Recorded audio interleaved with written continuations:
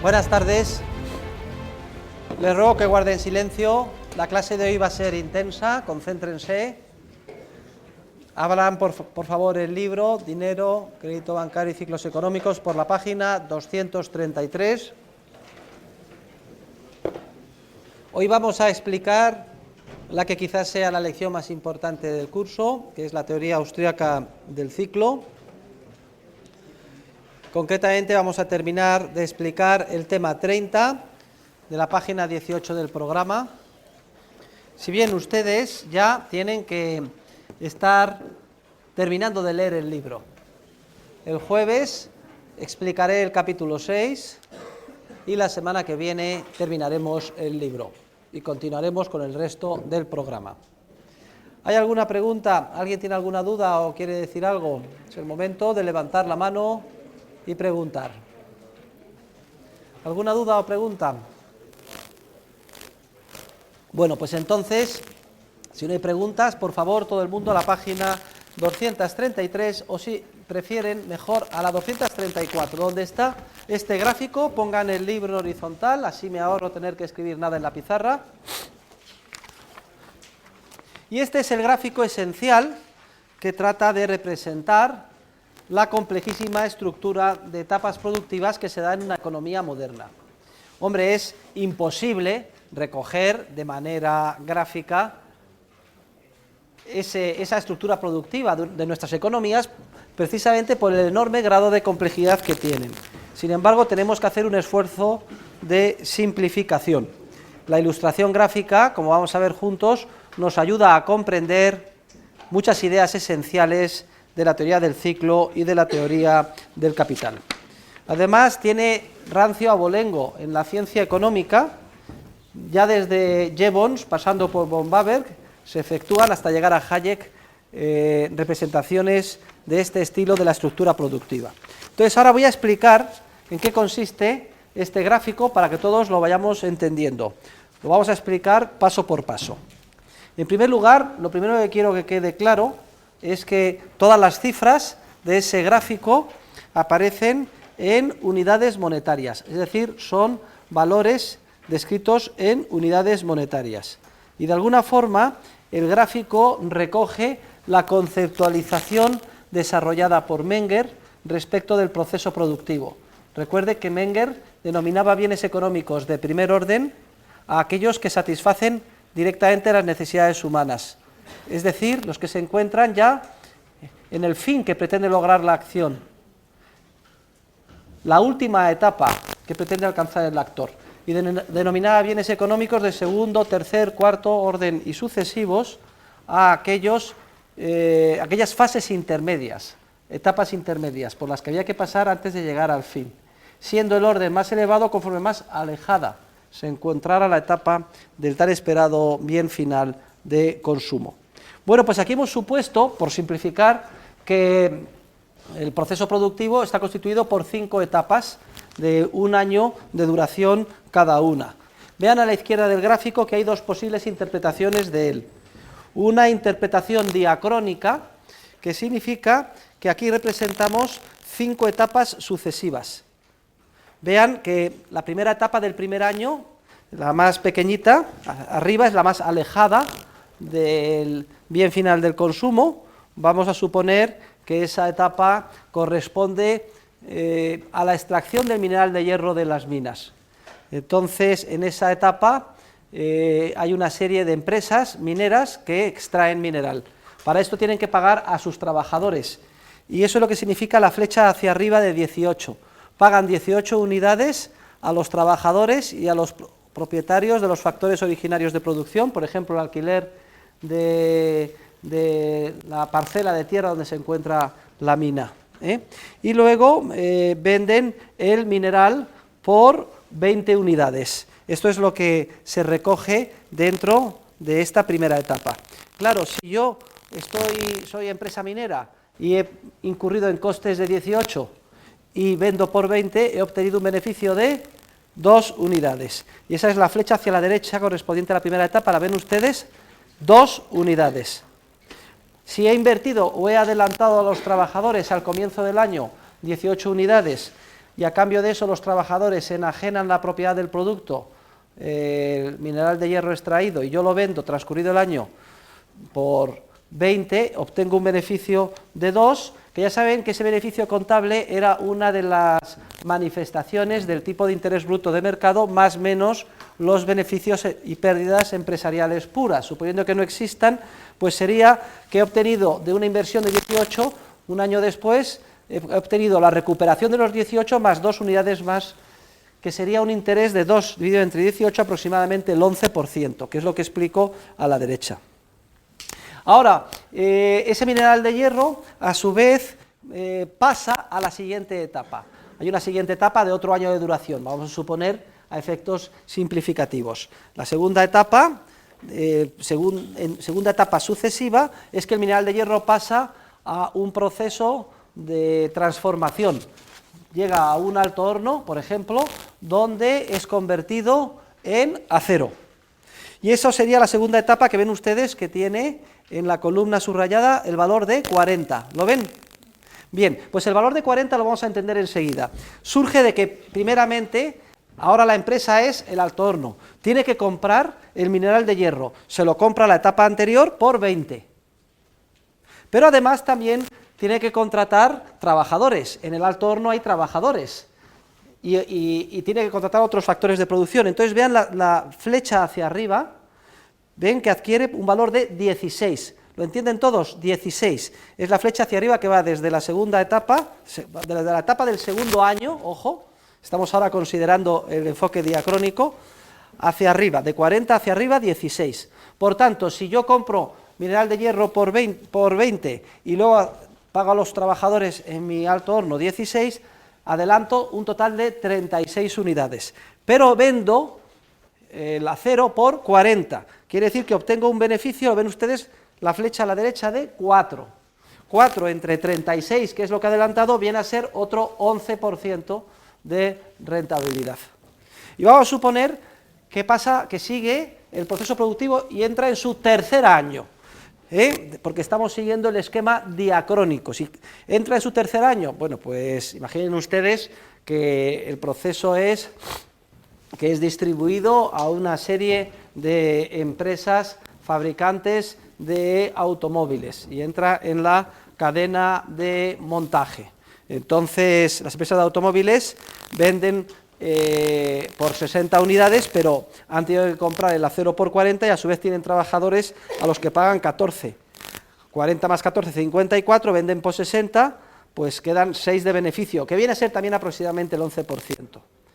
Y eso lleva un año, pero luego lleva otro año la distribución entre los diferentes países por transporte, etcétera. Pues sería el cuarto año del proceso productivo, que ven que tiene un valor final, su producto, de 80, que está constituido por los 60 que pagan esas empresas de concesionarias, etcétera, a la fábrica de automóviles, le pagan 60, pero también los concesionarios pues tienen personal, etcétera, al que pagan 12, la flecha hacia arriba. Entonces, 12 más 60, 72, venden los coches por 80, y obtiene un beneficio de 8. Y luego llega por último la etapa final, la última, que es la etapa de distribución final, cuando llega al consumidor. Es una etapa que pueden ustedes visualizar en forma de campañas publicitarias, en la prensa, radio, televisión, cines, impulso para pues ir a stands en ferias comerciales, hasta que llega a la última etapa, el quinto año, donde los consumidores finales, ustedes y yo, compramos los coches, y compramos los coches pagando 100 unidades. Esa es lo que se gasta en el consumo final. Por eso decimos abajo, consumo final igual a 100 unidades monetarias de renta neta. Hemos comprado bienes automóviles como bienes de consumo por importe de 100 unidades, que a los que nos lo venden les ha costado 80, más 10 a los trabajadores, pues total 90, y obtienen un 10 unidades monetarias de beneficio. Ahora, no solo podemos conceptualizar la estructura productiva de una manera diacrónica, es decir, seguida, desde que se diseña el coche y se extrae el mineral de hierro hasta que el coche termina fabricado y es entregado con sus llaves al cliente pasan 5 años. También podemos interpretar la estructura productiva de una manera sincrónica, es decir, sincronía respecto de diacronía significa que es como una foto, que en este momento, si hacemos una foto de la estructura productiva, en este momento hay empresas dedicadas a extraer mineral de hierro. Mineral de hierro que no sabemos en qué terminará. Terminará materializado en vehículos o en barcos o en estructuras metálicas dentro de 5 años, 3 o 4. No lo sabemos, pero hoy hay empresas dedicadas a esa etapa. Y la llamamos, en la conceptualización sincrónica, quinta etapa. ¿Por qué?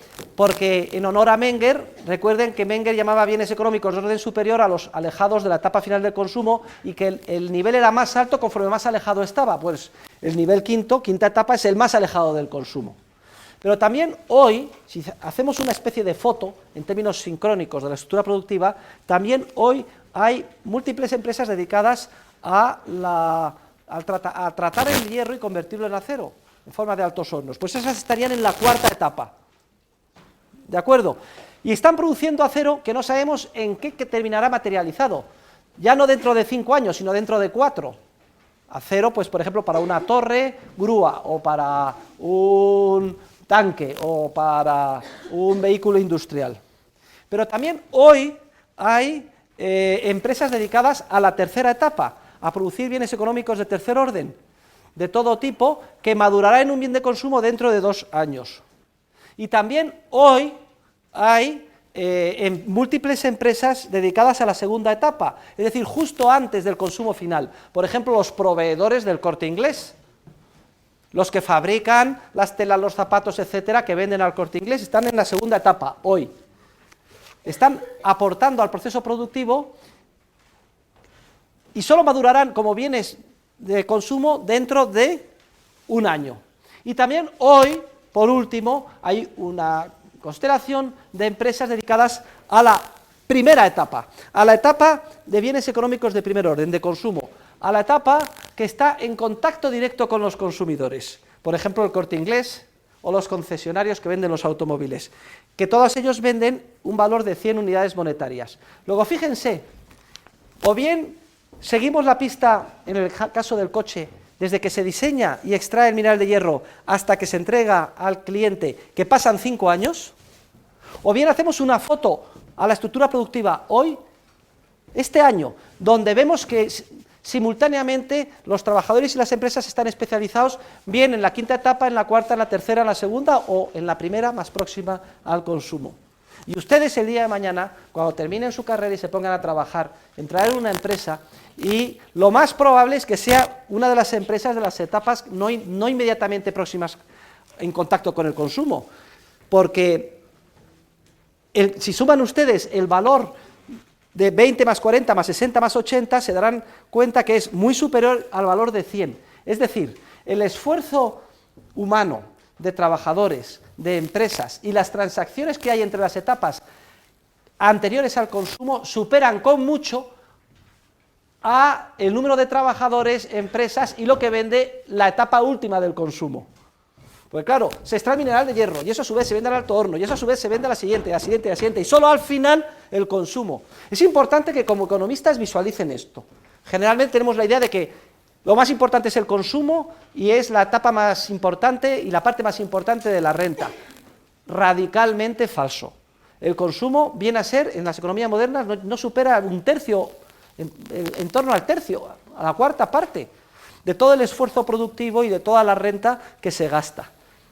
La inmensa mayoría del esfuerzo productivo de los trabajadores y de la renta se refiere a las transacciones de las etapas anteriores, como perfectamente visualizamos gracias a este esquema simplificado de etapa productiva. Las flechas, repito, representan los flujos de renta, ¿eh? Por favor, revisen todos que entienden bien las flechas. La flecha hacia arriba es que hay que pagar a los trabajadores y a los propietarios de los factores originarios de producción. Vean ustedes lo que reciben los factores originarios de producción los trabajadores. Sumemos las celdillas de arriba. 18 más 16 más 14 más 12 más 10. Total 70 unidades reciben los trabajadores. Pero luego los capitalistas de cada una de las etapas van obteniendo un beneficio, que es el que tenemos a la derecha, 2 más 4 más 6 más 8 más 10, que totaliza 30. 70 unidades que reciben los trabajadores más 30 de beneficios o de interés que reciben los capitalistas, hacen un total de renta neta de 100, que es precisamente la que se gasta en bienes de consumo. ¿Se dan cuenta? Luego, el concepto de renta hay que distinguir de su versión bruta de su versión neta. En términos brutos, la renta que cambia de manos a lo largo de los 5 años en la visión diacrónica o en la visión sincrónica en el año, es la suma de 20 más 40 más 60 más 80 más 100 más lo que se paga a los factores originarios. Lo vamos a ver ahora, 370. Esa es la renta bruta, lo que cambia de manos entre todas las etapas intermedias hasta llegar al final. Sin embargo, se llama renta neta a la que llegan los factores originarios y a los propietarios de las empresas que gastan en bienes de consumo, que es 100. ¿De acuerdo? ¿Por qué se llama renta neta? Porque es lo que da lugar a los bienes de consumo y lo que se gasta en bienes de consumo. Las transacciones entre las diferentes etapas intermedias no se plasman en consumo, aunque forman parte de la renta bruta. Muy bien, hay una serie de consideraciones en las páginas 238 y siguientes, que se la leen ustedes, hasta llegar a la página 243, que es donde explica la diferencia entre renta bruta y renta neta del ejercicio, y también entre ahorro e inversión bruta y neta. Miren, en la página 243 se recalca esta idea que acabo de decir, que la renta en términos monetarios bruta del periodo resulta de sumar todas las transacciones en términos de unidades monetarias que de abajo a arriba se producen durante ese periodo. Es la última frase del primer párrafo, subráyenla bien. Y esa renta bruta, si suman ustedes, asciende en nuestro ejemplo a 370 unidades monetarias, de las cuales 100 son las que se gastan en bienes de consumo y 270 son las que se adelantan a los trabajadores y a los factores originarios, a los proveedores de la etapa interior, y luego se recuperan con un beneficio vendiéndolo a la etapa siguiente, durante ese mismo periodo. Es importante porque este esquema de estructura productiva, de forma triangular, nos hace entrar por los ojos una idea esencial, que muchos economistas no entendieron bien, ni siquiera Adam Smith, y es que la cantidad de dinero que se gasta en bienes de producción durante cualquier periodo de tiempo supera con mucho a la cantidad de dinero, señorita, por favor, que se gasta durante ese mismo periodo en bienes y servicios de consumo. A ver, esta idea quiero que quede bien clara. La he dicho antes, pero la vamos a repetir ahora. La cantidad de dinero que en este año, 2009, se gasta en adquirir factores de producción entre todas las etapas productivas, supera con mucho a la cantidad de dinero que nos gastamos en bienes de consumo. ¿Lo entienden todos bien? Si no lo entiende alguien, vuelva otra vez al esquema y lo verá.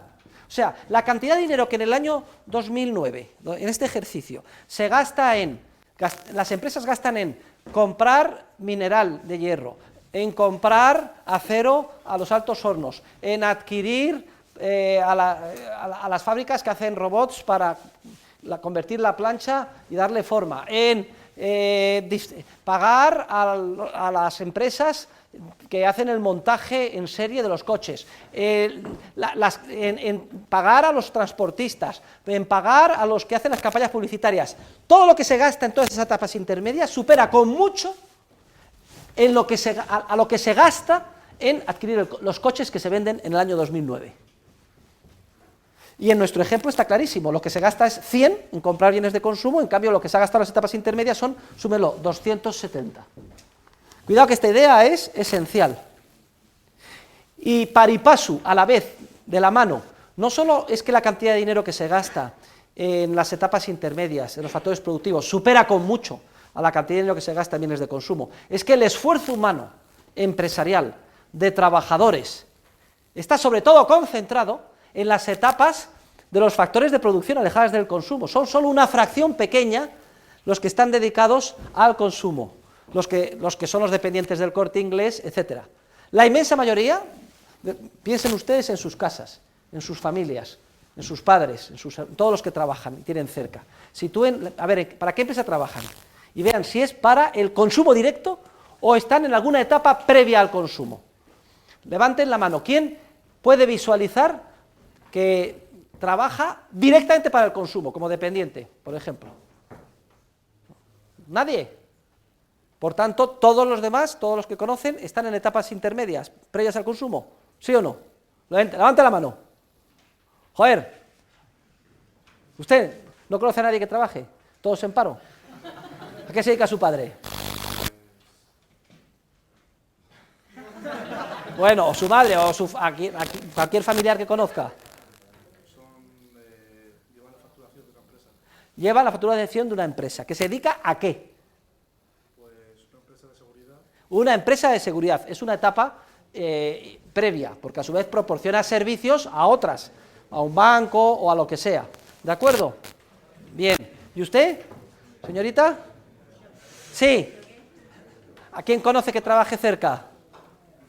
¿A nadie? ¿A sí misma? Bueno. ¿Y usted, Ismael? Su padre sí que le conozco, hombre. Su padre está en la etapa final del consumo. O sea, tenía que haber levantado la mano, no me sea vago. Pero su padre, ese señor, le conozco. Está en el sector sanitario satisfaciendo necesidades directas o inmediatas. Pero que cada uno visualice con su experiencia personal dónde se encuentra. Y esto nos da pie, para entender y poder criticar las cifras de la contabilidad nacional. Vayan a la página 245. Miren, las cifras de la contabilidad nacional, ahora mismo se las voy a explicar, van a tomar nota en un papel, tienen un problema gravísimo. Y es que en las llamadas cifras de renta nacional o Producto Interior Bruto, y ahora vamos a ver, a pesar de su nombre bruto, son cifras no brutas. El Producto Interior Bruto, que son las cifras que utiliza la contabilidad nacional, los políticos y los economistas para ver qué pasa en el país, solo integra la etapa final del consumo, esa de 100 unidades, y una parte muy pequeña de las etapas de arriba, lo que llaman los bienes de capital que llegan al usuario final. Es importantísimo lo que les estoy diciendo. Lo que les estoy diciendo es que las cifras de la contabilidad nacional, como el concepto de renta nacional o Producto Interior Bruto, dejan fuera de su cómputo la parte más importante del esfuerzo productivo de la nación, que es el dedicado en las etapas previas del proceso productivo. ¿Y por qué es así? Esto es una excrecencia, es una forma elegante académica de decir, una cagada excrecencia de la teoría económica keynesiana, que se empeña en exagerar la importancia del consumo. Para que se haga una idea, en las cifras del PIB el consumo viene a ser el 70%, es decir, el sector más importante. Por eso el consumo es esencial. De ahí que los economistas keynesianos y en general los macroeconomistas consideren que cuando las cosas van mal lo que hay que hacer es fomentar el consumo. Gravísimo error. Por favor, no me distraigan, todo el mundo mirándome a mí, porque ya sabemos que la inmensa mayoría de todos nosotros, del esfuerzo productivo, de las empresas, etcétera, no se encuentra en el consumo, sino que se encuentra en las etapas previas al consumo que no están computadas en las cifras de la contabilidad nacional. Otro argumento que dan para actuar de esta manera es que dicen que tratan con esta forma de evitar la doble contabilización, es decir, evitar que si en una etapa se ha producido un bien de capital que luego se incorpora en última instancia en el bien de consumo, si se sumaran la renta de todas las etapas se estarían añadiendo de manera sucesiva, de forma duplicada, valores que no corresponden. Es decir, utilizan un argumento de valor añadido, dicen solamente hay que tener en cuenta el valor añadido en el PIB porque si no se estarían duplicando o exagerando el importe de la renta. Pero este argumento tampoco nos vale, yo se lo voy a demostrar enseguida, porque fíjense, el carburador, para que lo visualicen, que se produce en la tercera etapa, señores, no me distraigan, el carburador que se produce en la tercera etapa, suponiendo que la empresa de carburadores está en la tercera etapa, este año es un carburador, si está en la tercera etapa en nuestro ejemplo, que solo se incorporará en un camión Pegaso que se venderá dentro de 2 años, suponiendo que el número de etapas son 5 etapas anuales y que el carburador está en la tercera etapa, esta empresa que produce carburadores, los carburadores que se producen este año solo se terminarán incorporando en un bien de consumo dentro de 2 años. Bien, y el camión Pegaso que se vende este año lleva sin duda alguna un carburador, pero no es el mismo que el que se ha producido este año. El camión Pegaso, este año, claro que en el valor del camión Pegaso está todo, las ruedas y el carburador y todo, pero no es el mismo que el carburador que se produce este año, que terminará en un camión Pegaso de dentro de 2. ¿Se dan cuenta? Luego, no vale el argumento de valor añadido. Las cifras de la contabilidad nacional son engañosas.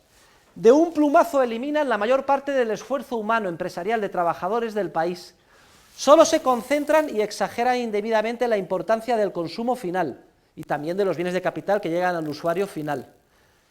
Y desde luego no valen para orientar respecto de la política económica y describir lo que está pasando a lo largo del ciclo. Ahora, cuando hablemos de la teoría del ciclo, veremos que cuando se producen las expansiones y las contracciones, sobre todo afectan a las etapas más alejadas del consumo. El consumo, la etapa final, es relativamente rígida. Veremos que aunque se produzca una caída del PIB del 1, del 2 o del 3%, en realidad en las etapas más alejadas del consumo la contracción en facturación es del 20 o del 30%, y eso no se refleja en el PIB. Venga, saquen un papelito, pónganlo en el margen, después de haber hecho esta crítica, que es demoledora, contra las cifras de la contabilidad nacional. Por culturilla general nos interesa conocer cuáles son las más importantes. Miren, vamos a empezar con el siguiente concepto. Producto Nacional Bruto, PNB, a precios de mercado. Producto Nacional Bruto, PNB, a precios de mercado. Es la suma, pongan el sumatorio, de los bienes y servicios finales producidos en el país. Bienes y servicios finales producidos en el país. A esto, a los bienes y servicios finales producidos en el país, se llama PIB, Producto Interior Bruto. Y hay que añadirle, para llegar al Producto Nacional Bruto, lo que producen los nacionales españoles en el extranjero y quitar lo que producen los extranjeros en España. Luego, la primera cifra, muy clara, es Producto Nacional Bruto. Es igual a la suma, al agregado de los bienes y servicios finales producidos en el país, lo que se llama PIB, Producto Interior Bruto, más lo que producen los españoles fuera, menos lo que producen los extranjeros en España. Cuando decimos bienes y servicios finales, reitero que la cifra solo incluye el bien de consumo, los bienes de consumo, bienes y servicios de consumo y los bienes de capital que llegan al usuario final. Es decir, se excluyen del cómputo todos los bienes intermedios, so pretexto de evitar el doble cómputo o la doble contabilización, pero es un pretexto primero erróneo, porque son bienes distintos, como acabo de demostrar con el ejemplo del carburador, y en segundo lugar, a efectos de política económica, deja ciegos a los políticos y a los analistas porque les impide ver lo que está acaeciendo en la economía. Bien, el segundo concepto, ¿todo el mundo tiene claro el primero? Producto Nacional Bruto, igual al PIB, más lo que producen los españoles fuera, menos lo que producen los extranjeros dentro. Y el PIB, ojos, indicando este sesgo, de que solo tiene en cuenta los bienes finales, bienes de consumo. Segundo concepto es el Producto Nacional Neto a precios de mercado. El Producto Nacional Neto a precios de mercado es igual al Producto Nacional Bruto que acabo de definir, menos la depreciación. Fíjese cómo se pasa de bruto a neto quitando la depreciación.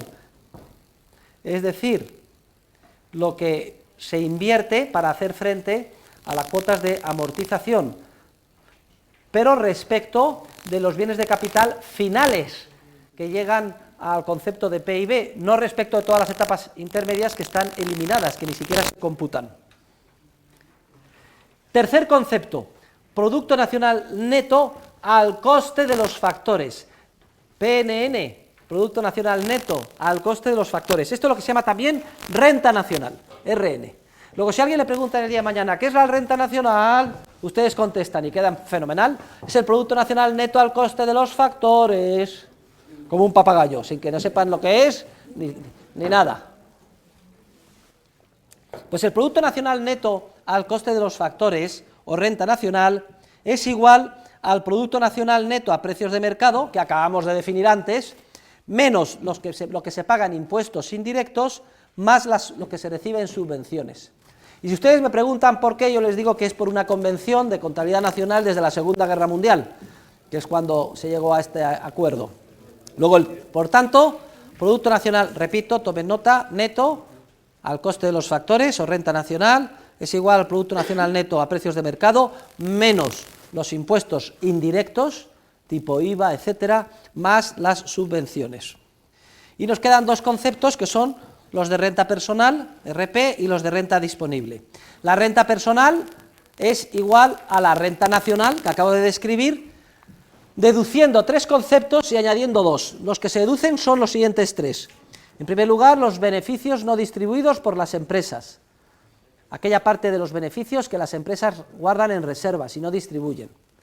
También se deduce el impuesto de sociedades que pagan las empresas. Y también se deducen las cotizaciones sociales. Tomen nota, se lo voy a preguntar en el examen. También se deducen las cotizaciones que se pagan a la seguridad social las empresas.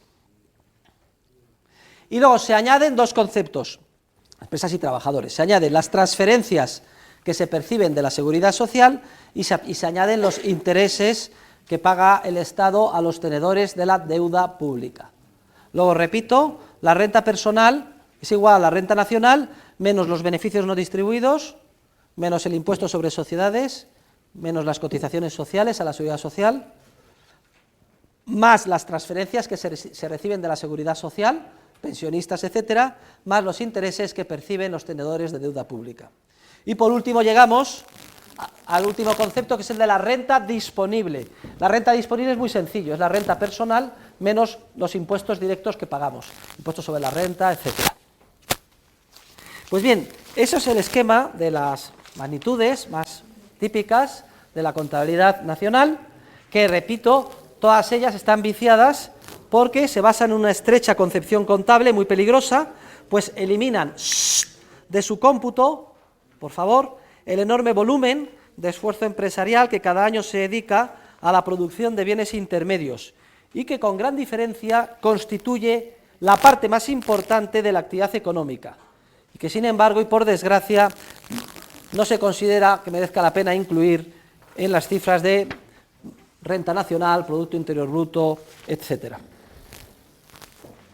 Muy bien, pues hecha esta explicación, ahora vamos a dar un paso adelante. Vamos a ver qué efectos tiene un incremento del ahorro por parte de la sociedad, del ahorro genuino, sobre la estructura productiva.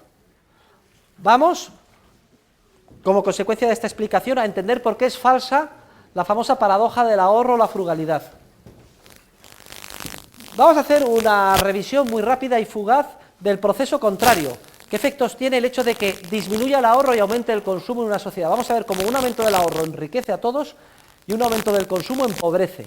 En contra de lo que dicen los keynesianos y macroeconomistas, consumir más es ahora suicida y siempre va en contra o en detrimento de nuestro nivel de vida futuro.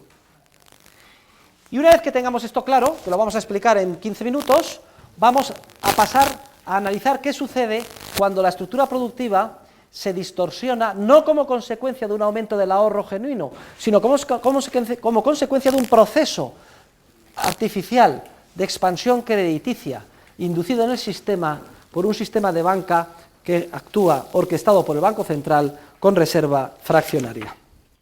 Bueno, pues pasen a la página 253. Vamos a suponer, en el esquema de la estructura productiva que acabamos de ver, los agentes económicos como consumidores o como empresarios gastaban en bienes de consumo, ¿cuánto? 100 unidades monetarias, ¿se acuerdan? Bueno, vamos a suponer que de pronto, de sopetón, y para que no se entre por los ojos, ilustrativo, todo el mundo ve disminuir su preferencia temporal. Empieza a valorar en términos relativos menos el presente que el futuro que antes. Está dispuesto, por tanto, a posponer la consecución en un futuro más lejano de los bienes de consumo, es decir, a posponer a un futuro más lejano la consecución de sus tan ansiados fines. Claro que todos, a igualdad de circunstancias, siempre valoramos más el presente que el futuro. Lo que le estoy diciendo es que la intensidad, de pronto, con que se valora más el presente que el futuro, de pronto disminuye. Y para que sea muy claro, vamos a suponer que de golpe, en vez de decidir gastar 100 unidades monetarias en el consumo, decidimos gastar 75. y el resto decidimos ahorrarlo. Es lo que explico al final de la página 253. Vamos a suponer que de golpe los agentes económicos, subrayenlo, deciden ahorrar un 25% de su renta neta. Como en nuestro ejemplo, suponíamos que gastaban 100 de renta neta, bienes de consumo, deciden ahorrar nada más 70, deciden ahorrar 25 y gastar en bienes de consumo nada más 75. Pues bien, si esto se producen tres efectos importantísimos en la economía. Vamos a mencionarlos uno a uno. Primer efecto, página 254. El primer efecto es que si de golpe decidimos consumir menos, en vez de 100, 75, ¿qué creen ustedes que pasa con las ventas del Corte Inglés? Que bajan. ¿Y qué creen que pasan con los beneficios contables de las empresas que están más próximas al consumo? ¿Estarán muy bollantes o empezarán a entrar en barrena y a tener dificultades? Empezarán a reducirse. Luego el aumento del ahorro, como supone menos consumo, da lugar a que de entrada caigan los beneficios en términos relativos de las empresas más próximas al consumo. Mientras que los beneficios de las empresas más alejadas del consumo, como están produciendo para bienes para dentro de 5, 4, 3, 2 años, se dan cuenta, siguen igual. Entonces, aquí hay una disparidad de beneficios. ¿No se acuerdan que en la etapa, en el gráfico de la estructura productiva que acabamos de ver, la tasa de beneficio, aunque es una manera burda e imperfecta de hablar, el tipo de interés de cada etapa venía a ser el mismo, el 11%? Esto es resultado del ánimo de lucro de los empresarios. Si ven que en una etapa hay mucho beneficio y en otra etapa pérdida, ¿qué es lo que hacen? Abandonan las etapas menos beneficiosas y se van a las beneficiosas. Y entonces, ¿esto qué efecto tiene?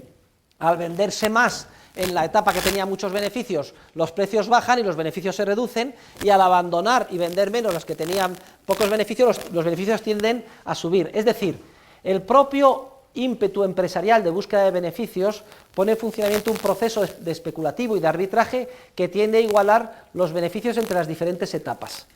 Pero si de golpe y sopetón se ahorra más, este proceso empieza a ponerse en funcionamiento.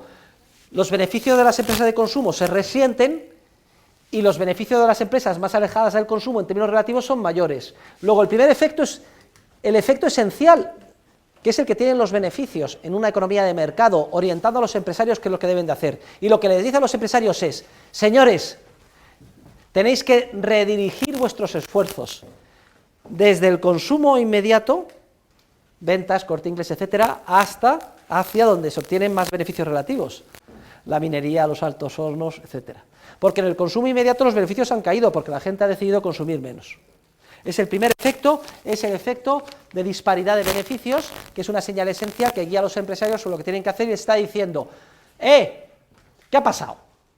La gente decide posponer su consumo a un futuro más lejano. Pues debéis dedicar vuestro esfuerzo a actividades que madurarán en un futuro más lejano, porque las actividades que maduran hoy en el consumo inmediato están con beneficios muy bajos.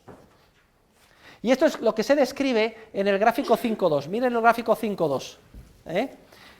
La etapa final del momento T+1 es cuando el consumo se reduce a 75 unidades. Vean los beneficios a la derecha y cómo es mucho mayor el beneficio en las etapas alejadas del consumo que en las etapas del consumo, próximas al consumo. Recuerden que el consumo y las empresas dedicadas a la etapa última del consumo es solo una fracción pequeña, 1/3 o así, del total del esfuerzo productivo. Entra ahora en un declinar porque tiene menos beneficios, y entonces, si tiene menos beneficios y vende menos el Corte Inglés, ¿ustedes creen que va a contratar más trabajadores? ¿Ustedes creen que va a contratar y hacer más instalaciones, etcétera? No, al revés, tendrá que apretarse el cinturón. Las empresas próximas al consumo tendrán que apretarse el cinturón, y para seguir siendo rentables tendrán que liberar mano de obra, dejar de contratar o despedir trabajadores, porque tienen menos ventas, tienen que replegarse, contraerse, y liberan factores de producción, trabajadores y mano de obra. ¿A dónde van esos trabajadores y esa mano de obra?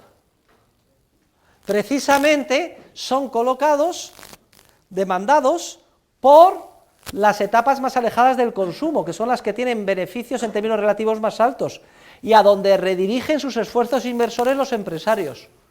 De hecho, todo el proceso de desarrollo económico, si algo caracteriza, es porque cada vez un porcentaje menor de trabajadores se dedica al consumo y un porcentaje mayor se dedica a las etapas más alejadas del consumo. En la India, donde no tienen equipo capital y recogen a mano con un arado romano, están todos muy próximos al consumo y son muy pobres.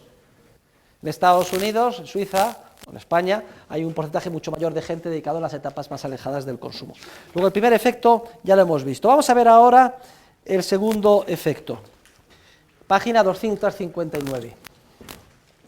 Por cierto, si yo soy empresario y decido desinvertir en consumo y en el Corte Inglés e invertir en ordenadores o en altos hornos o en telecomunicaciones, cuando invierto en ordenadores, altos hornos y telecomunicaciones, esas empresas alejadas del consumo demandan mano de obra.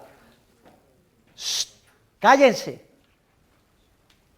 Parece mentira que tenga que repetirlo una y otra vez, ¿eh? Cada vez que hablan ustedes como si me insultaran, me están desconcentrando. Concéntrense en lo que digo, piensen. No pierdan el hilo argumental, y si lo pierden, mantengan la atención absoluta, porque como lo vuelvo a repetir, lo volverán a coger.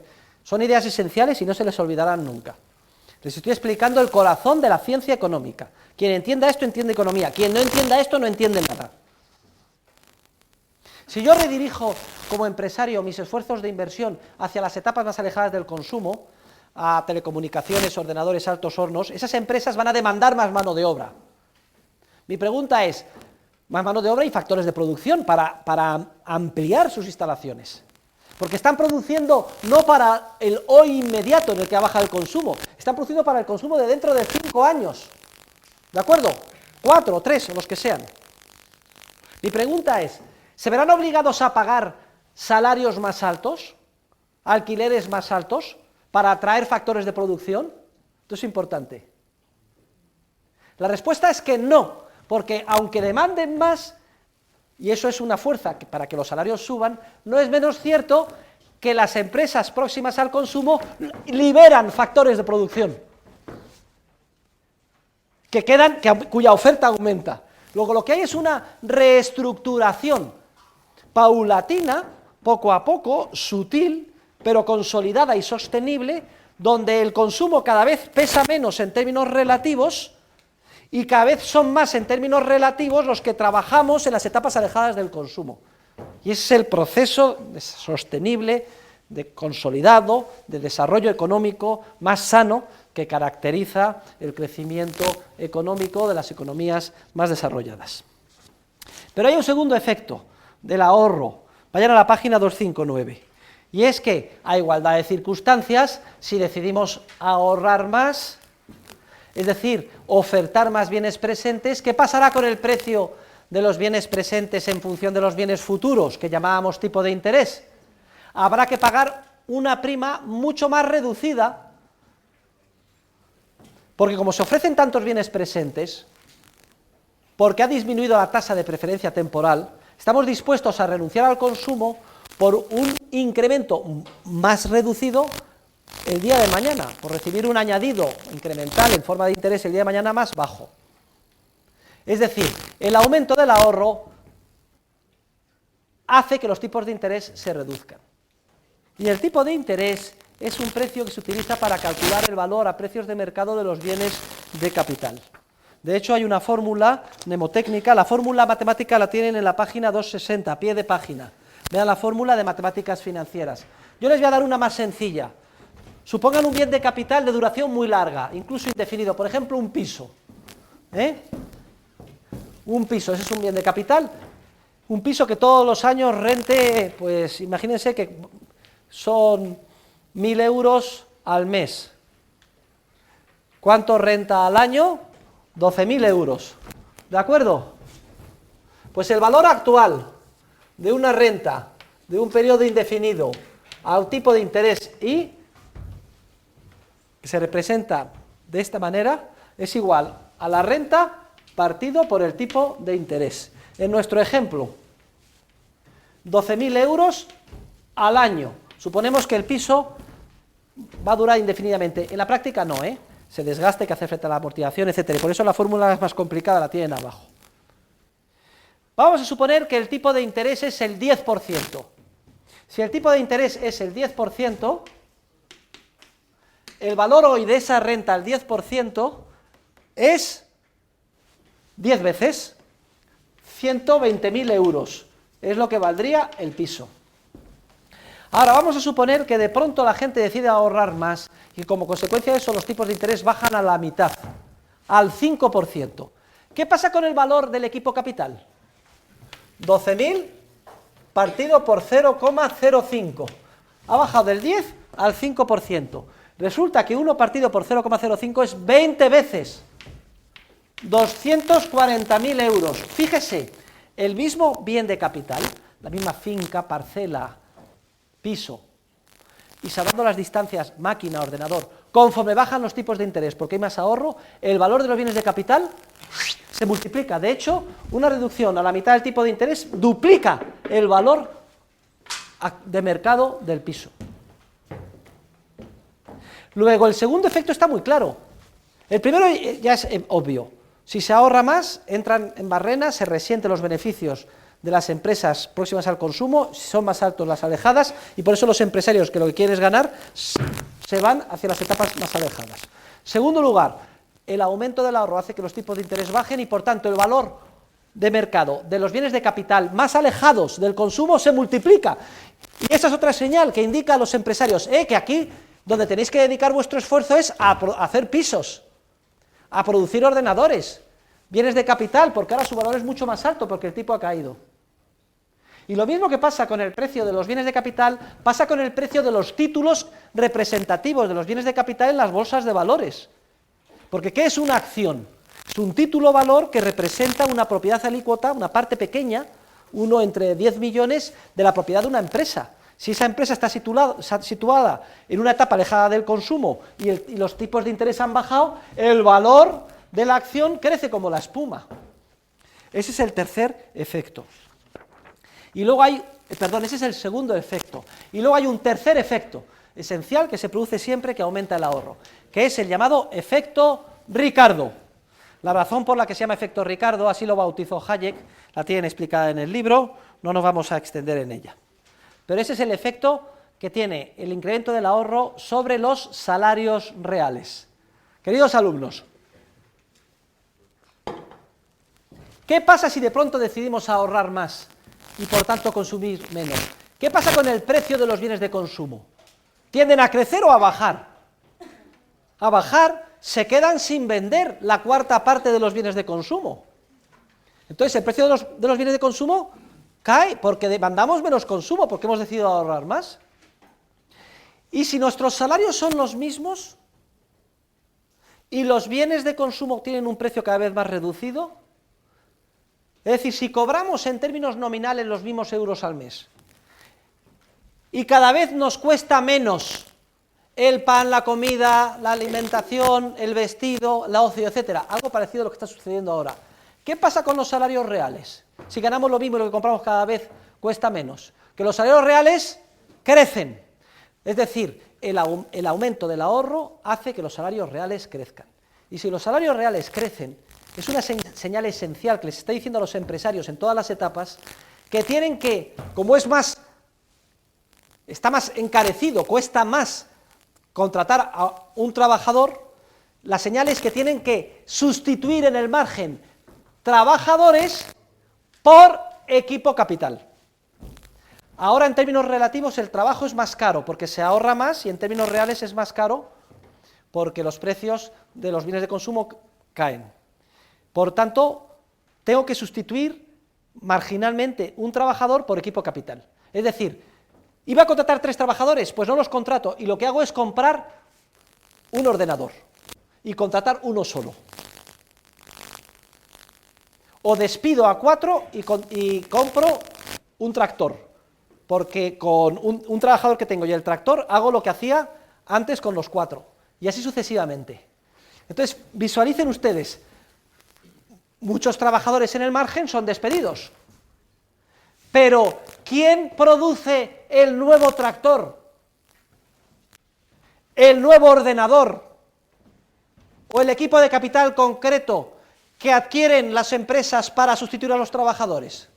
Precisamente los trabajadores despedidos. Son los tres efectos que hemos visto antes. La disparidad los tres efectos que hemos visto antes. La disparidad de beneficios, deja de contratar o despide el Corte Inglés, pero demandan más trabajadores los altos hornos. ¿Quiénes? Los que estaban próximos al consumo.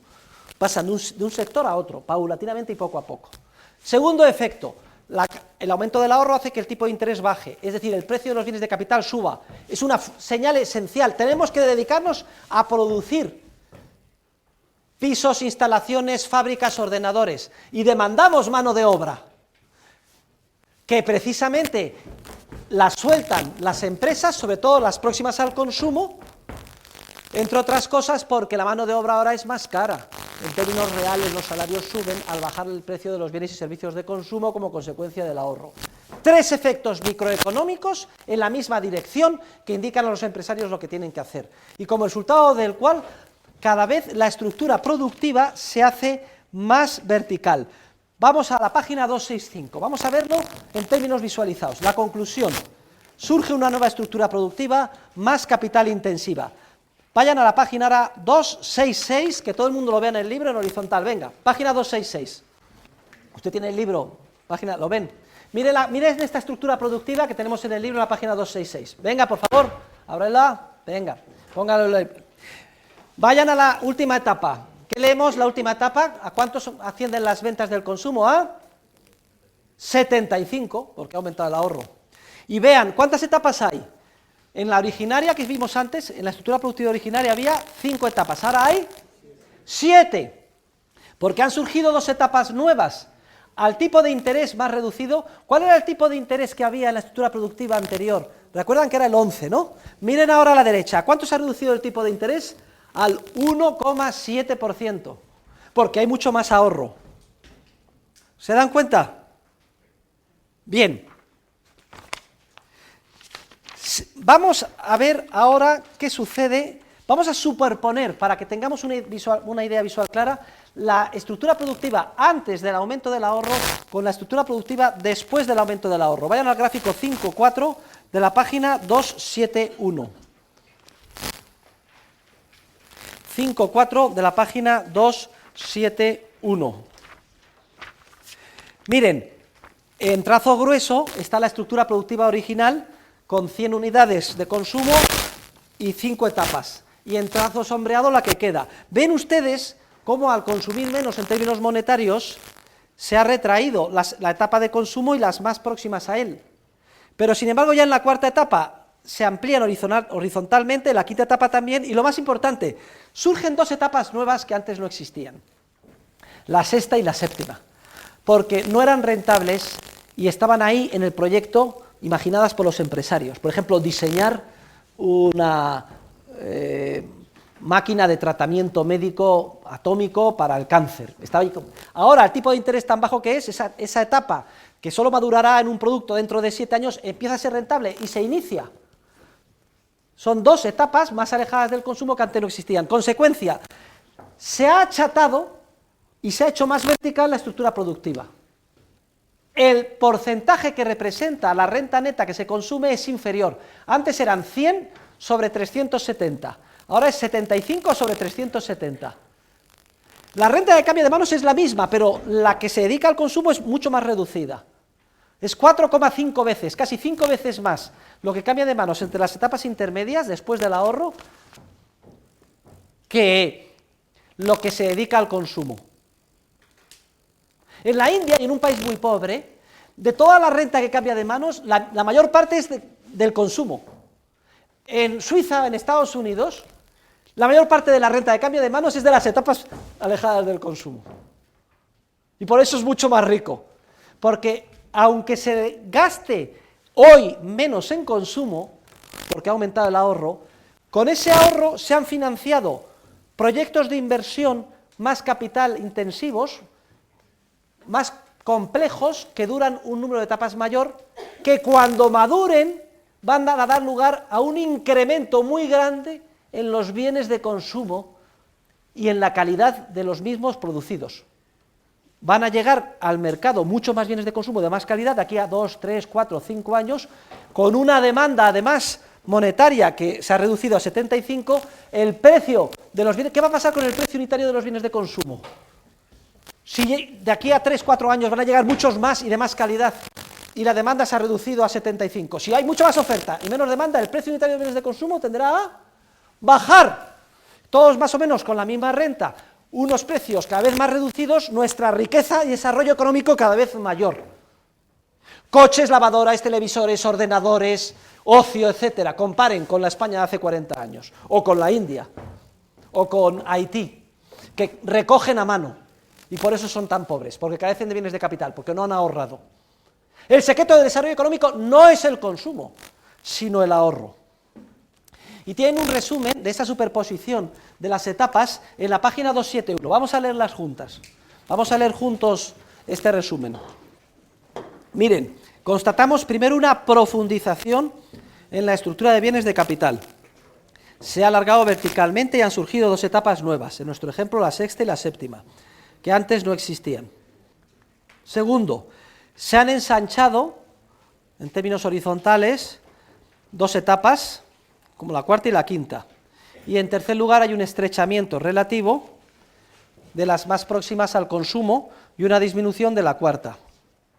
Cuando culmine el alargamiento de la estructura productiva, se verificará, como acabo de indicar, un enorme aumento real en la producción de bienes y servicios de consumo, que al tener que venderse una demanda monetaria más reducida, da lugar, por la combinación de estos dos efectos en la misma dirección, a una disminución muy significativa en los precios de mercado de las unidades de bienes y servicios de consumo producidos, que a igualdad de salarios hace que en términos reales estos crezcan como la espuma. Con lo cual, queridos alumnos, hemos solucionado teóricamente la llamada paradoja del ahorro, como explico en la página 273. Todo el mundo a la página 273. Los economistas keynesianos, los macroeconomistas, los que solo se fijan en el consumo, dicen que no hay nada peor en la economía que ahorrar. Porque dicen que si se ahorra disminuye el consumo, y como para ellos el consumo es la parte más importante del PIB, porque de un plumazo eliminan todas las etapas intermedias, piensan que lo que pasa en el consumo se traslada automáticamente a toda la economía. Carecen de la dimensión temporal del proceso productivo. Si cae el consumo y no vende el Corte Inglés, piensan que se arruina toda la economía. Gravísimo error. Si cae el consumo porque aumenta el ahorro, se perjudicará el Corte Inglés, pero acabamos de demostrar los tres efectos por los cuales todas las etapas alejadas del consumo salen en términos relativos beneficiadas. Y es en esas etapas donde estamos la mayor parte de nosotros trabajando. Luego es falsa la paradoja del ahorro o la frugalidad, que dice, aquí hay una paradoja, a nivel particular ahorrar es bueno, pero a nivel social no hay nada peor que el ahorro, lo que tenemos que hacer es consumir. Gravísimo error. Lo que es bueno a nivel particular también es bueno a nivel social, y lo hemos demostrado, y los tres efectos microeconómicos que hacen que el aumento del ahorro se materialice en una estructura productiva cada vez más larga, cada vez más productiva, que de manera sostenible permite el aumento del bienestar de todos. Pero es que además lo vamos a demostrar de una forma contundente. Bueno, venga, vamos a aceptar, keynesianos, que tenéis razón, que cuando las cosas van mal lo que hay que hacer es consumir más y ahorrar menos. Vamos a deshacer todo el argumento al revés. Supongamos que la economía se consume 75 unidades, partimos de la estructura productiva última, y que nos han convencido los políticos y los keynesianos, no hace mucho incluso, salieron varios políticos, españoles, Zapatero y tal, diciendo que todo el mundo que tiene que hacer era consumir más. Venga, pues nos convencen a todos, aumentamos nuestra preferencia temporal y en vez de consumir 75, decidimos consumir 100. Joder, eso es lo que hay que hacer, consumir, para que la economía vaya bien. Si se consumen 100, ¿qué creen ustedes que pasa con las ventas del Corte Inglés? Suben como la espuma, y con los beneficios del Corte Inglés, suben como la espuma. Y entonces, primera señal de beneficios, ¿qué están diciendo los empresarios? No invirtáis en las etapas alejadas, altos hornos, diseño, ordenadores, y dedicaros a la venta inmediata del consumo, que es donde está la demanda. Pero si es que si aumenta el consumo, ¿qué efecto tendrá sobre los tipos de interés? La gente ahorra menos. ¿Qué pasará con los tipos de interés? que suben. Y si los tipos de interés suben, el valor hoy de todos los bienes de capital se reduce a una fracción, y las acciones también. ¿Qué indica esto a los empresarios? No invirtáis en instalaciones, en empresas y en proyectos. Dedicaros a consumir, porque no invirtáis en eso porque vais a perder, porque está bajando de precio. Pero es que además, si aumenta el consumo, ¿qué pasa con el precio de los bienes de consumo? Sube, ¿no? A igualdad de salarios, ¿qué pasa con los salarios reales? Si cada vez lo que compramos nos cuesta más, que bajan los salarios reales. Y si bajan los salarios reales, ¿qué señales esto lleva a los empresarios? Debéis de sustituir equipo capital por trabajadores, igual que antes, pero al revés. No demandes el nuevo horno, el nuevo ordenador, el nuevo tractor, sino que procura hacer lo que hacías antes con más gente. Se resiente la demanda de lo que producen las etapas alejadas del consumo y aumenta la demanda de trabajo. Consecuencia, una etapa productiva, una estructura productiva con menos etapas, más achatada. Y una estructura productiva con menos etapas es una estructura productiva más pobre, que dará lugar el día de mañana a menos bienes y servicios de consumo, que con una demanda monetaria más alta hará que los precios sean todavía más altos. Consecuencia, será el Robinson Crusoe de la barra, pasará a ser el Robinson Crusoe que cosechaba las moras a mano. En términos a lo mejor monetarios ganamos mucho, pero seremos muchísimo más pobres. Como los alemanes en la hiperinflación, que eran todos millonarios.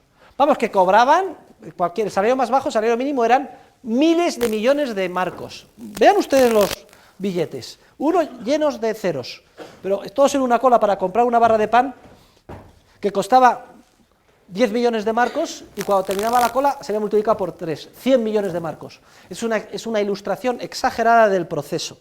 El crecimiento del consumo empobrece, revierte todo el proceso que hemos visto de ahorro al revés, y hace que la estructura productiva sea más próxima al consumo, con menos etapas de bienes de capital, y produzca menos bienes y servicios y empobrezca a todos los ciudadanos. Es el caso de la economía en regresión, página 275, y que explica cómo se produce un empobrecimiento generalizado de la sociedad. Muy bien, pues ya hemos analizado en términos de teoría económica qué efectos tiene un aumento del ahorro. Y ahora vamos a dar el siguiente paso. Vamos a la página 277, que es el apartado quizás más importante del libro. Efectos de la expansión crediticia bancaria no respaldada por un aumento del ahorro, la teoría austríaca o del crédito circulatorio del ciclo económico. Recuerden que en el capítulo 4 vimos, no quiero ningún murmullo, todo el mundo concentrado, cómo el sistema bancario con reserva fraccionaria era capaz de crear unidades, sustitutos monetarios, oferta monetaria en forma de depósitos que se inyectaban en el sistema económico como créditos o préstamos, sin que nadie previamente se hubiera visto obligado a ahorrar nada. Cuando se inicia un proceso de expansión crediticia por la banca, por tanto, se inyectan en el sistema económico préstamos, y para que los empresarios los acepten, los bancos inician un proceso en el que reducen los tipos de interés temporalmente, cortejan a los empresarios, les invitan a que piquen y les pidan préstamos. Todos hemos sido testigos de ese proceso en los años anteriores, nos perseguían los bancos para darnos créditos, Y de esta manera se inyecta en el sistema económico dinero. Recuerden que la masa monetaria solo estaba plasmada en efectivo en torno a la décima parte. Las otras 9 décimas partes eran simplemente asientos contables en los bancos, a través de ese proceso de préstamo a depósito. Pues bien, cuando se inicia esa expansión crediticia, los efectos que se producen en un primer momento son muy semejantes a los efectos que producía el aumento del ahorro, que daba lugar a poner a disposición de los empresarios capacidad para ampliar sus estructuras productivas. En un primer momento, repito, la expansión crediticia artificial sin respaldo de ahorro genera un flujo de nuevos créditos que da lugar a unos efectos muy parecidos a los que acabamos de ver en el caso del ahorro. Es decir, con esa nueva capacidad de adquirir factores de producción a tipos de interés más reducidos y con condiciones de préstamos más laxas o fáciles, los empresarios se lanzan a invertir porque piensan que a esos tipos de interés más reducidos van a ser rentables proyectos que tenían en cartera y que hasta entonces no emprendían, por temor a que no fueran beneficiosos.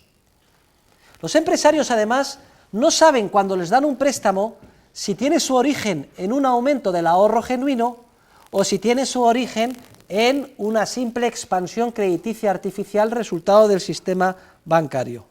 En todo caso, esa reducción artificial de los intereses que induce la banca para que acepten los empresarios pedirles préstamos en el proceso de expansión crediticia da lugar a, al disminuir el interés, un aumento, aunque sea temporal, en el valor hoy de los bienes de capital, y a que los empresarios piensen que deben acometer nuevos proyectos de inversión como si el ahorro de la sociedad hubiera aumentado, cuando de hecho tal cosa no ha sucedido, porque el proceso ahora tiene su origen en una simple expansión crediticia. Lo que se está produciendo cuando hay una expansión crediticia es claramente un gravísimo proceso de desajuste o descoordinación empresarial. Por un lado, los empresarios se lanzan a invertir masivamente en proyectos que van a madurar en un futuro más lejano porque les están dando créditos fáciles a tipos de interés reducidos.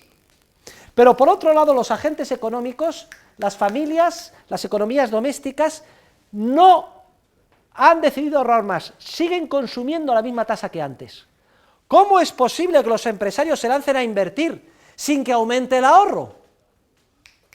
¿Cómo es posible que los empresarios se lancen a invertir sin que aumente el ahorro? Porque temporalmente se les está financiando con nueva creación monetaria a través de un proceso de expansión crediticia.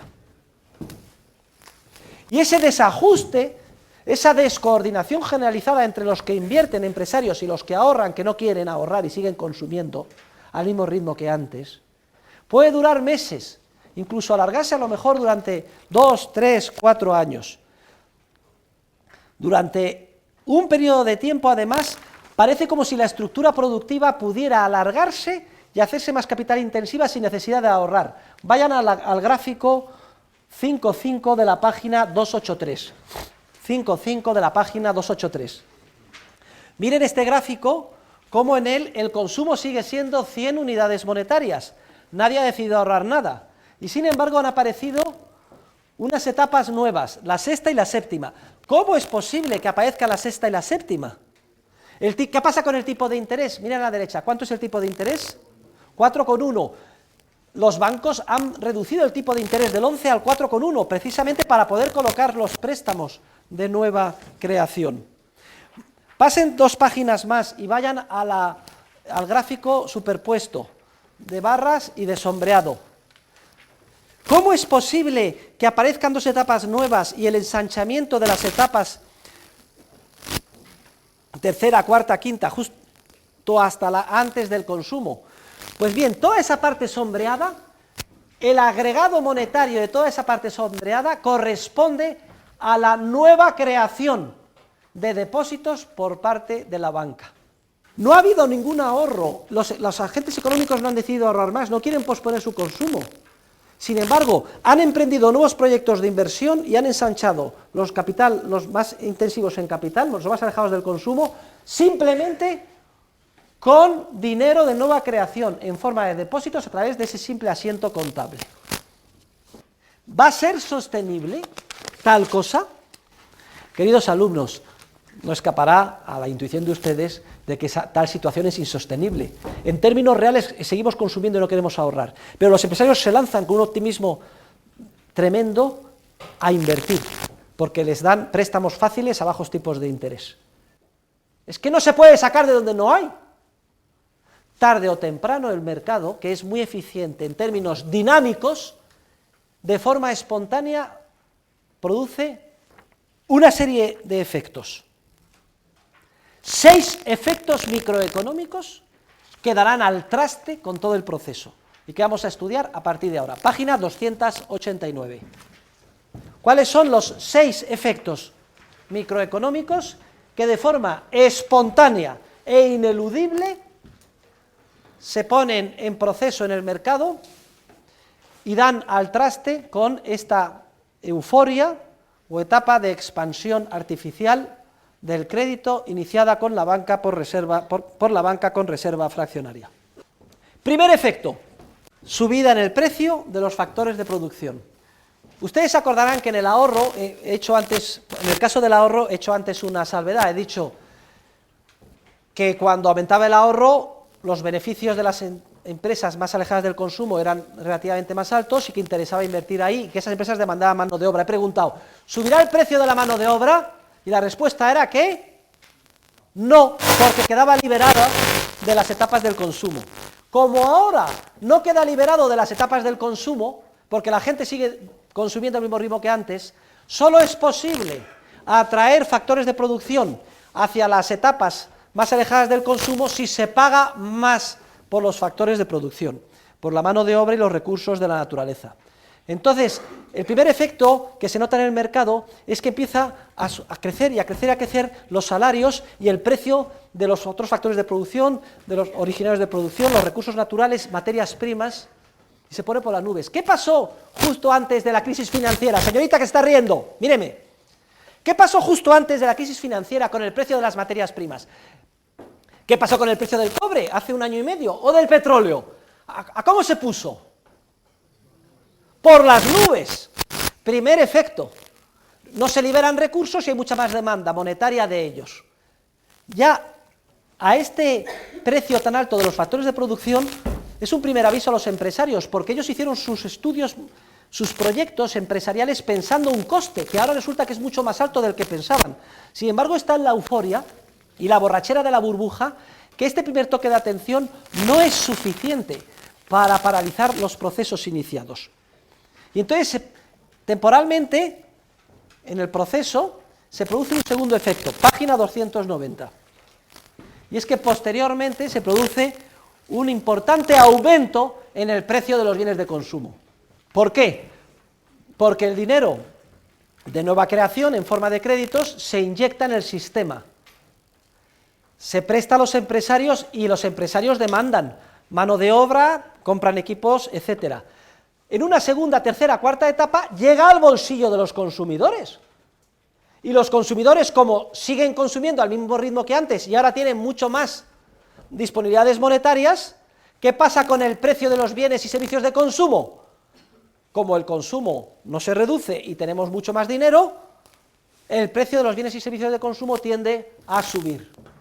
¿Qué es lo que experimentamos hace justo un año y medio, 2 años con el IPC? Que empezó a dispararse, a subir el precio de los bienes de consumo en Europa, España, Estados Unidos, etcétera. Primero, porque hay un aumento en la renta monetaria de los factores originarios de producción. Segundo, además, porque cuando los empresarios demandan factores de producción para proyectos que van a madurar en un futuro más lejano, se produce una ralentización en la llegada inmediata de bienes de consumo. ¿Qué pasaba en la etapa de la euforia? No había posibilidad de conseguir ni siquiera una mesa en un restaurante. Había que reservar, había tortas para entrar en una discoteca, para todos los bienes de consumo.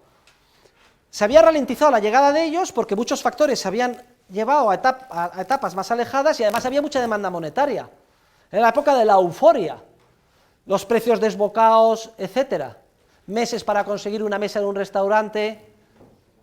Bien, además, silencio, la subida de los precios de los bienes de consumo produce un efecto de aparente bonanza empresarial.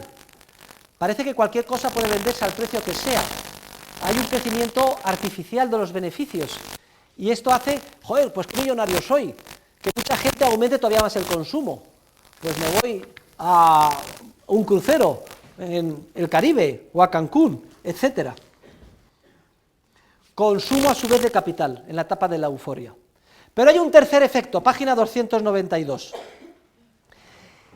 cuando llega el dinero al bolsillo de los consumidores y estos siguen consumiendo al mismo ritmo que antes, el precio de los bienes y servicios de consumo sube como la espuma. ¿Qué pasa con los beneficios empresariales del Corte Inglés y de las etapas próximas al consumo? Que suben como la espuma. ¿Y eso qué señales está indicando los empresarios? Que donde se gana el dinero es próximo al consumo, no en las etapas alejadas de él, donde precisamente hace pocos meses te has empeñado con préstamos que te ha dado la banca bajo tipos de interés y has iniciado procesos de inversión. Me cachis en la mar, que me he metido en un préstamo de 4 millones o de 40 o de 400 millones de euros para este proyecto de inversión en casas y resulta que ahora donde se gana dinero es en el consumo en el Corte Inglés y las casas no las quiere nadie.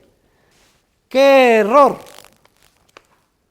Pero es que además, cuarto efecto, página 293, el efecto Ricardo pero al revés. Como el precio de los bienes de consumo crece como la espuma porque nadie ha decidido ahorrar y todo el mundo tiene más dinero que ha recibido en tercera o cuarta etapa de los préstamos de nueva creación, como los precios de bienes y servicios de consumo crecen como la espuma, a igualdad de salarios, los salarios reales bajan, y si los salarios reales bajan, ¿qué hacen los empresarios? Dejan de demandar el tractor, el ordenador, el alto horno, que es justo a donde habían llevado los nuevos préstamos, para contratar más manos de obra. Necesitamos más shifts, en inglés, en español se dice turnos, forzar la máquina con más turnos, inmigrantes que vengan del norte de África, de Hispanoamérica, de donde sea, más mano de obra y no equipo capital. Y esto ya es casi el acabose para los empresarios que han emprendido los proyectos de inversión en las etapas más alejadas del consumo. Pero es que hay un quinto efecto que da la puntilla a todo, página 295, quinto efecto que da la puntilla a todo. Una vez que ya se ha inyectado el nuevo dinero en forma de préstamos, los tipos de interés vuelven a su ser anterior, es decir, vuelven a subir, incluso a un nivel más alto que antes, porque ya saben que el tipo de interés bruto de mercado tenía tres componentes: la tasa natural de preferencia temporal, la prima de riesgo y la prima por inflación o deflación esperada. Si los precios tienden a subir, el tipo de interés añade más prima por inflación esperada, es decir, por pérdida del poder adquisitivo de la unidad monetaria. Y si los tipos de interés suben, queridos alumnos, ¿qué pasa con el valor hoy de todos los bienes de capital a los que dedicaron los préstamos los empresarios con tanta ilusión? ¿Qué pasa y se reduce a la mitad? ¿Qué pasa con el precio de todos los pisos que se han construido por error? Que ahora están cayendo. Una vez que se han colocado los nuevos préstamos, el tipo de interés que se redujo al 4% ahora vuelve al 11, al 12 o al 13%. Muchos empresarios desesperados no querrán asumir la realidad dura de que han cometido un error gravísimo y se empeñarán en terminar sus pisos y en culminar sus proyectos de inversión. Y habrá una especie como de lucha por conseguir préstamos de los bancos, lo que hará que todavía los tipos de interés sean más altos. Pero en última instancia, el sexto efecto, que es una combinación de todos los anteriores, finalmente, de manera ineludible, aparecerán tremendas pérdidas contables en las etapas relativamente más alejadas del consumo. Queridos alumnos, en ese momento es cuando viene primero la crisis financiera y luego la recesión económica. Por favor, estoy oyendo un murmullo, no quiero oír ninguno, Los préstamos los concedieron los bancos, y el valor de los préstamos está en el activo de los bancos. Ahora el mercado descubre que esos proyectos de inversión en su inmensa mayoría se acometieron por error, porque no son viables, no producen beneficios. Por tanto, el valor del activo de los bancos se reduce a una fracción del que tenían, mientras que el pasivo de los bancos, que son los depósitos que crearon, son los mismos. De la noche a la mañana se descubre que todo el sistema bancario es insolvente, está en quiebra. Esa fue la crisis financiera. Y fíjense ustedes cómo encaja perfectamente la evolución de los acontecimientos con lo que estamos explicando en términos teóricos. Y a la desesperada hubo que salvar los bancos.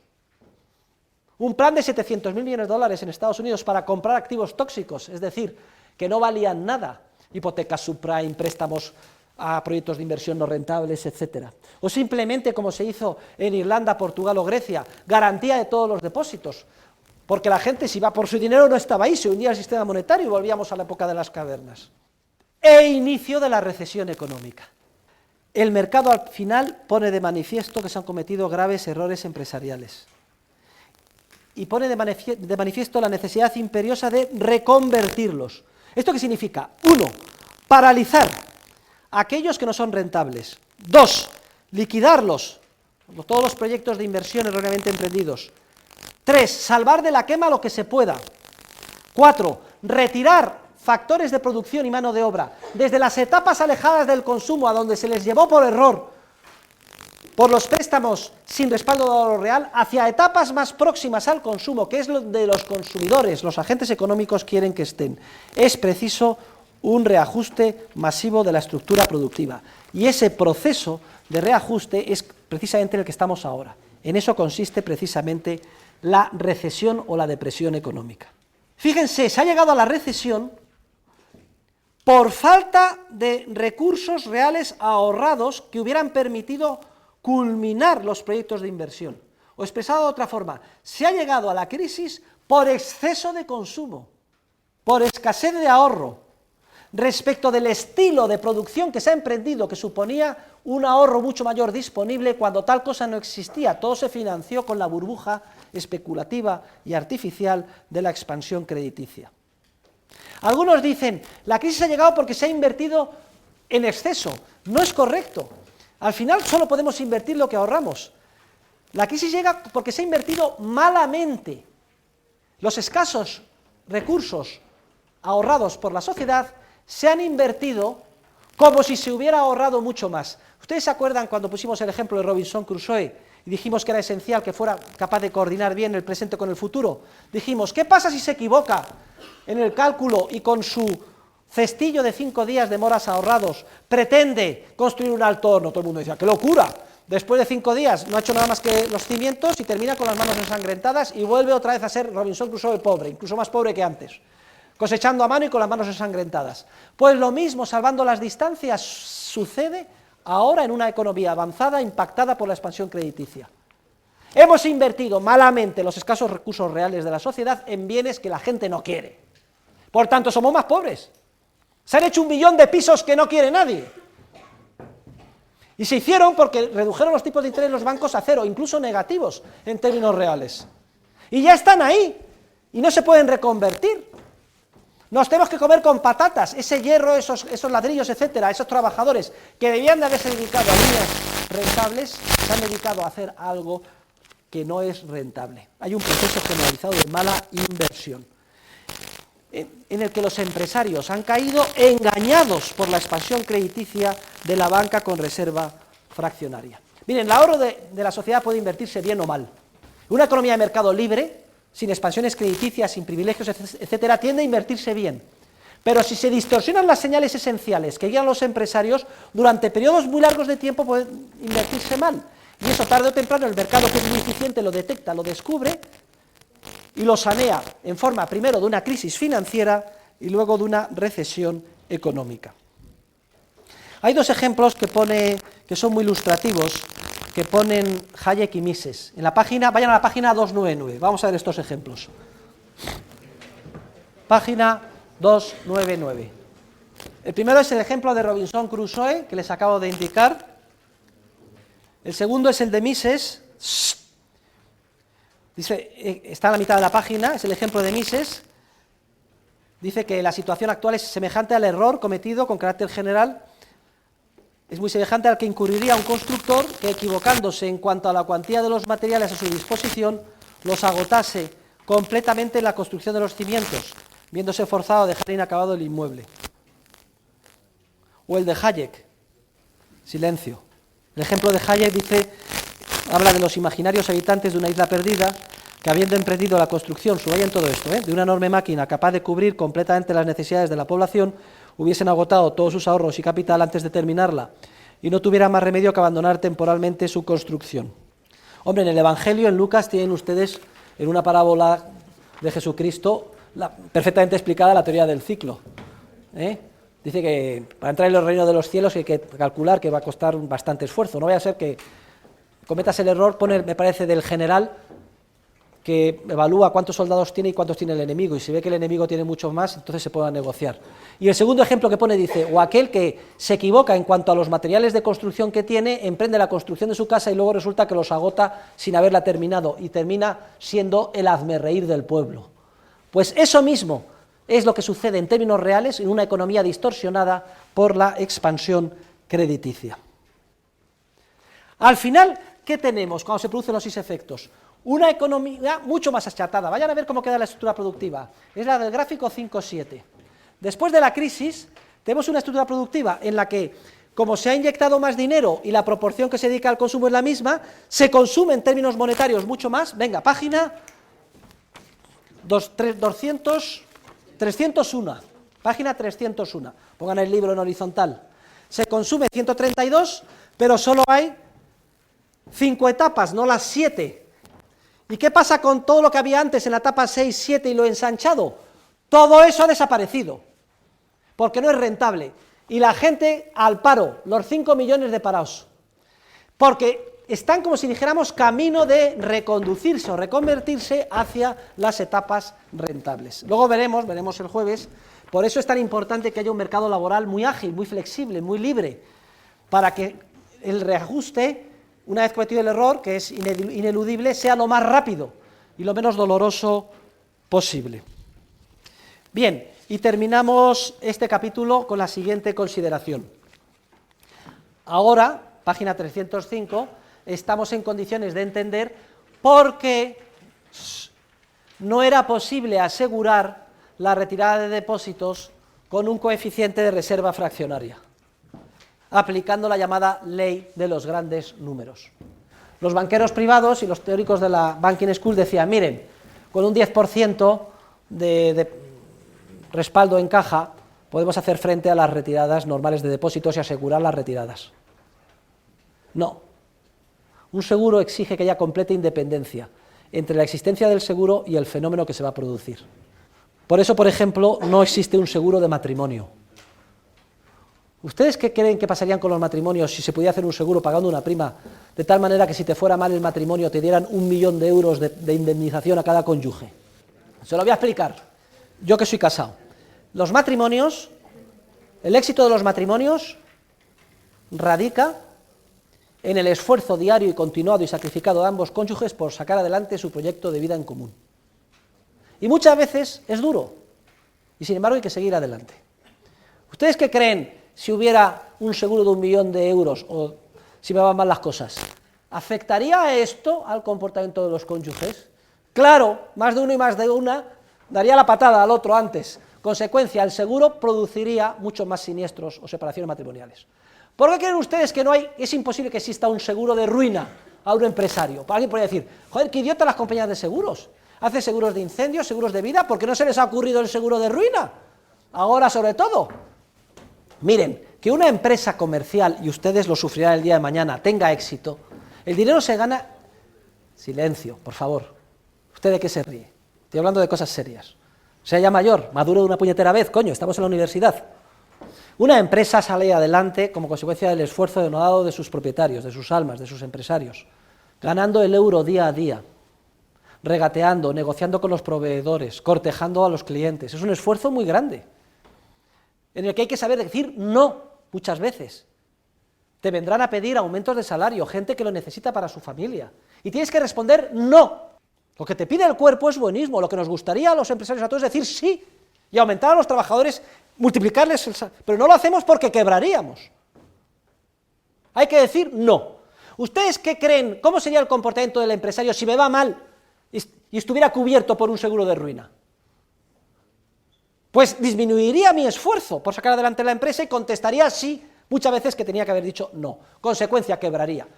Es como si se hiciera un seguro de incendio, que al hacer el seguro de incendio aumentara muchísimo los incendios. Pues lo mismo pasa, no es asegurable los procesos empresariales de la acción humana, porque el propio supuesto seguro condiciona tu manera de actuar. Y en el ámbito en el que nos movemos de la reserva, de la banca con reserva fraccionaria, no se puede asegurar la retirada de depósitos manteniendo, de acuerdo con una supuesta experiencia, la ley de los grandes números, un coeficiente de reserva fraccionario del 10% del que sea. Porque acabamos de demostrar que la reserva fraccionaria da lugar a la expansión de la masa monetaria en forma de préstamos, cuyo colateral son depósitos de nueva creación, préstamos que se colocan en el mercado a bajos tipos de interés, que inducen a errores masivos a los empresarios, que tarde o temprano, a través de los 6 efectos microvistos, el mercado los descubre, generando una crisis financiera en los bancos, que la gente descubre y va masivamente a retirar su dinero. El propio supuesto seguro, la reserva fraccionaria, induce la corrida bancaria o la crisis financiera de los bancos. Luego hemos demostrado en términos de teoría económica que no se puede asegurar la retirada de depósitos si no existe un coeficiente de caja del 100%. Y con esto, queridos alumnos, hemos terminado el capítulo más importante del libro. El pasado mañana veremos el capítulo 6 y la semana que viene terminamos. Pónganse al día en las lecturas y empiecen enseguida ya ya veremos los otros libros, que es la otra parte del programa que vamos a dar en marzo y en abril. Muchas gracias y hasta el jueves.